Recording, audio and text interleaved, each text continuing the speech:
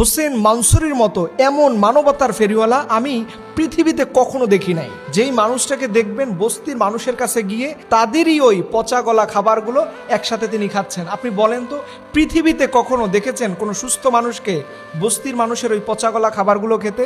আমার জীবনে প্রথম দেখলাম।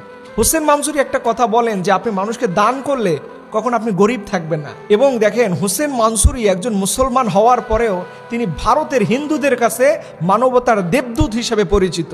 এবং আপনি ওনার জীবনের টার্গেট শুনলে অবাক হয়ে যাবেন। তিনি বলেছেন, ভাই আমার জীবনের টার্গেট হচ্ছে মানুষের ক্ষুধার জ্বালা দূর করা। আপনারা দেখবেন ওনার প্রতিটা ভিডিওতে উনি মানুষকে খাওয়াচ্ছেন, ছোট বাচ্চাদের খাওয়াচ্ছেন, বস্তির ছেলেপেলেদের খাওয়াচ্ছেন, ছিন্নমূল ছেলেপেলেদের খাওয়াচ্ছেন, এবং গরু ছাগল ইভেন বানরদের তিনি খাওয়াচ্ছেন। তিনি বলছেন যে ভাই আমার জীবনে একটা সময় আমি ক্ষুধার যন্ত্রণা কি এটা হাড়ে হাড়ে টের পেয়েছিলাম। দেখেন, মানুষ তার অতীত ভুলে যায় না। যারা অতীত ভুলে যায় না তারা সারা জীবন মানবতার কাজ করতে পারে, তারা সারা জীবন মানুষের পক্ষে থাকতে পারে। এবং ওনার যে ভিডিওগুলো এটা দেখে নাই, মনে হয় বাংলাদেশে এমন কোনো মানুষ খুঁজে পাওয়া যাবে না। আমি দেখি একটা ক্যান্সারে আক্রান্ত বাবা মা নিঃস্ব হয়ে যখন বাড়িতে ফিরতেছেন, পিছন থেকে হাত বাড়িয়ে বলতেছেন কি সমস্যা? বলছে স্যার আমার এই বাচ্চাটা ক্যান্সারে আক্রান্ত হয়ে গেছে, তাকে ডাক্তার বলছে এত লক্ষ টাকা লাগবে। তিনি সেই টাকাগুলো বের করে দিচ্ছেন। ইভেন তিনি যে ভিডিওগুলো করেন সেই ভিডিওর নিচে ক্যাপশন দিয়ে দেন যে ওনাকে আপনারা পার্সোনালি সাহায্য করুন।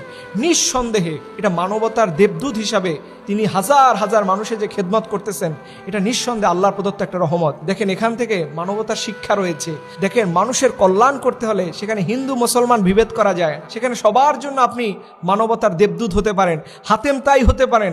সেখানে আপনি যা ইচ্ছে তাই সবার জন্য করতে পারেন, সেখানে হিন্দু মুসলমান কোনো ভেদাভেদ হয় না। কিন্তু আমরা তখনই দেখি যখন আমার হিন্দু মুসলমান ভেদাভেদ করে এই ভারত নিয়ে ষড়যন্ত্র করা হচ্ছে। আজকে অনেক মানুষ মনে করতেছেন যে আপনাদের সরকার বাহাদুর খুব ভালো করতেছে। না, দেশের সকল মানুষকে সাথে নিয়ে দেশ উন্নতি হয়, দেশের সকল মানুষের সহযোগিতা নিয়ে দেশ উপরে উঠে। এর জন্য আপনার জীবনে রাজনীতি করার দরকার হয় না, আপনার জীবনে বড় কিছু শিল্পপতি হওয়া দরকার হয় না।